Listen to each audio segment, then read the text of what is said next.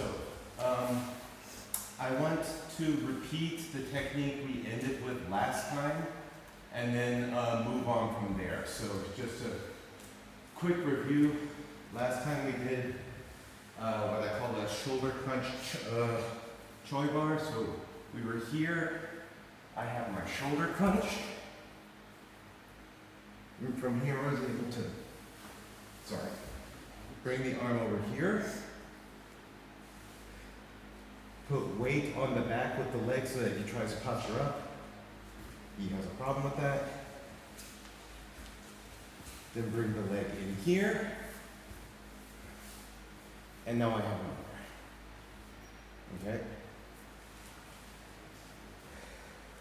So it's a pretty simple technique. Again, we did that last week, but I want to build off of that today, so I just want to make sure everyone knows it today. I couldn't see it.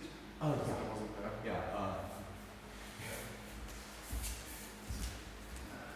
Okay. So we're in our L guard position, and I'm here. What I've done is I've taken a gable grip here, and I've got my elbow in his face, and I crush everything in. So I have no space between his shoulder and my chest right now. Okay? I take this knee, bring it in to the face, and I use it to generate space. From here, roll the knee onto the back, and use this to keep weight on him so that if he tries to posture up, he can't really. Then bring it into the hole I've created here, reach through and hook it on the far thigh. This gives me control over that leg, and now I have a nice armbar. Okay? And the main thing with the armbar is we're not doing the typical armbar where I put it on my chest and hip in. I'm actually bringing it to my hip here, because now my body's not in the way when I extend, so I actually can extend way more. So, a much better chance of breaking the arm. Okay? Pretty simple. I don't think anyone has a major problem. So, anyone want to see it again? No? Okay, then let's drill this. Very confusing. His name's Chris, my name's Chris. So, okay, so same situation. We're going here.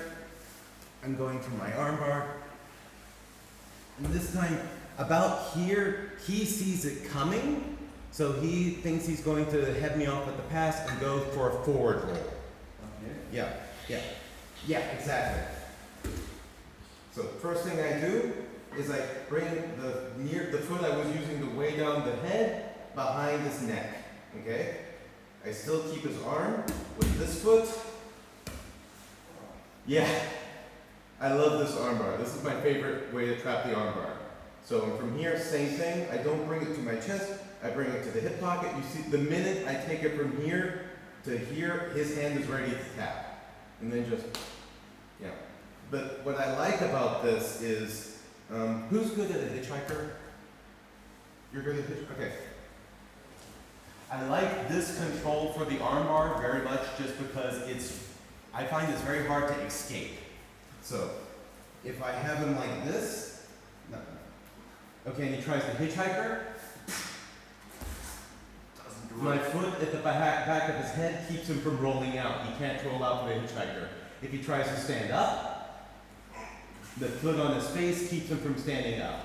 You have a lot of control with this armbar. Generally speaking, anytime I'm in an armbar situation, like if we're here and I have problems breaking the grip, this is immediately the one I go to.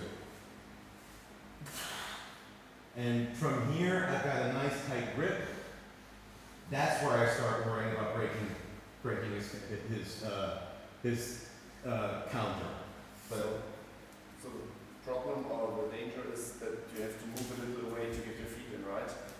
Not really. Admittedly, I have very flexible hips, so other people might have that problem. But personally, the way I do it, if I'm like this, I take this foot in here. Yeah. And instead of going back, I fall to my side, and that gives me the space I need.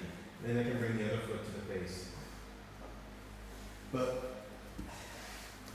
with this particular variation. So the way we're entering into it here, okay, so I'm coming here, I'm here, and about here he tries to roll. He's actually giving it to me in his roll. As he's rolling, I can just tuck my foot under his head, and that's automatically got me the counter to the hitchhiker. Just try a hitchhiker. Just hitchhiker, just hitchhiker. And you see he actually gives me the other one now if he tries the hitchhiker. And then again, put it in the hip pocket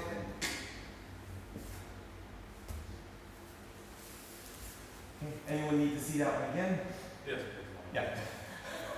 Can I see it 5, 6 more times? Could you demo the breaking of the elbow? I just want to make sure I've got the details. This was not saying? Yep. Okay, first. Okay, so, here.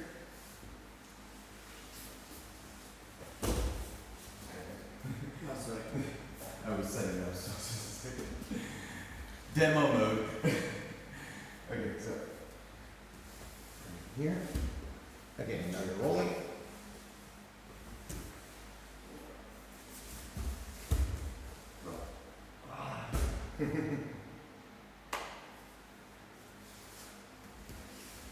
Okay. Yeah. So everyone give it a try. Next technique. First. So we've got the armbar, we've got his various, we've done a couple of his various reactions when I'm attacking this arm. Something that's going to happen very often is when you're trying to do this, that he just basically crushes into you with all of his weight. Yeah. And now this makes it really hard for me to get the grip on that arm, okay, in any way. So, but this is where things start getting cool. So what I can do is I can take my hands and post in his axle, release the half guard, and this is where we're going to start elevating. So from here, I bring him up, and I get him inside of Ashi. From here, I can go to heel hooks, I can reverse around, go to a toe hold. I have all sorts of leg attacks from there. Okay? So, he's getting annoyed with me attacking this arm constantly, so he pressures into me. I bring my hands in the inside position on the axle and release the half guard hook, and I push and elevate with my butterfly hook at the same time. This gets me out of this pin. I've got this leg free, and I'm immediately able to rotate into a leg entry. So, and from here, like I said, you can go right into a heel hook. Okay? So that's our next little reaction. So he starts trying to, he's getting annoyed, he doesn't want his arms to be attacked anymore, he's getting tired of me pushing into his face with my elbows and knees. And especially, this happens to me a lot when people are heavier than I am. So when I'm going against people who are like heavier weight classes than I am, they always want to start pressuring into me because they know the weight's a bit more difficult for me than it is for them. So that's when something like this comes into play for me very often. So I'm coming in, he pressures in. Like I said, I want both hands on this side, and I take this sort of a C grip in the the armpit, and release the bottom hook in the half guard. Keep the butterfly hook and push up. Yeah. And from here, I've got my heel hook. And if I want to be really mean, I can hook into the far leg now with my other leg, so that if he tries to roll out, Doesn't work. yeah. Yeah, so now I've got him kind of pinned, and I can go to a belly down heel hook. And these are really bad.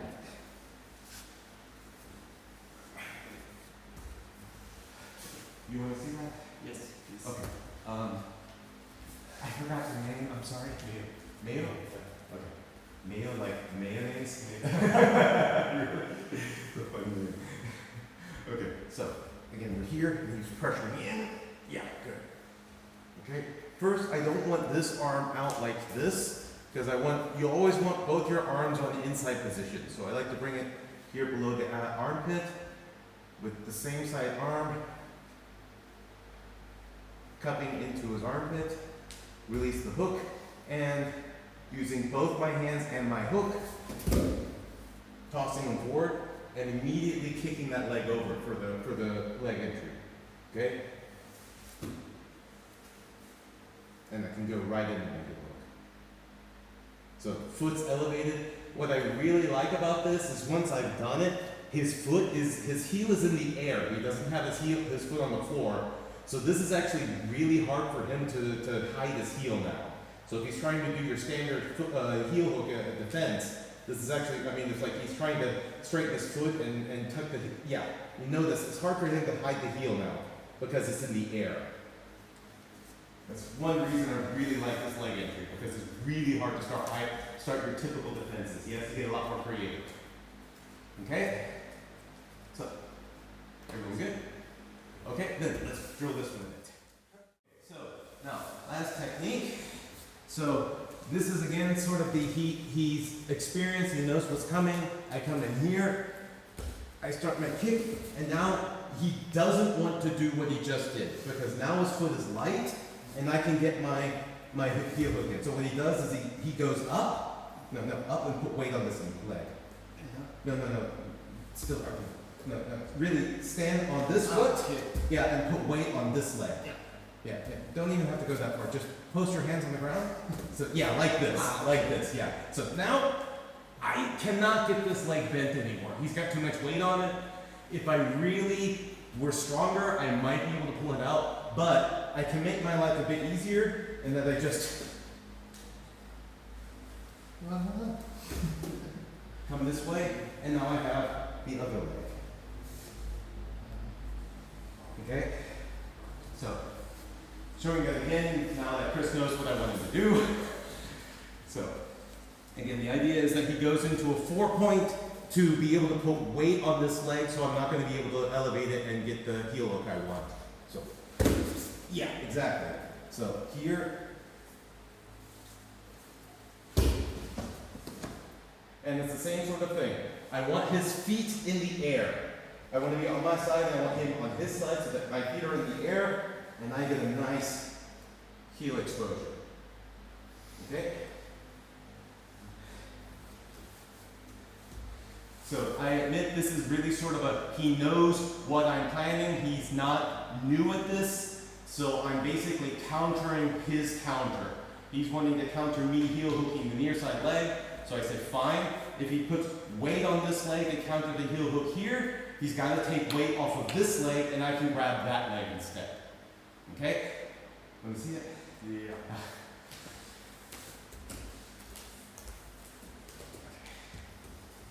So, same starting position. I come here. 4 points. Yeah.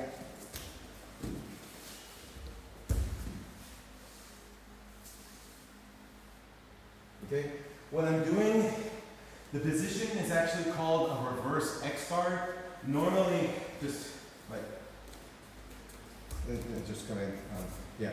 So I come in here, and in 4 points, normally an X guard would be like this, and I'm reversing that.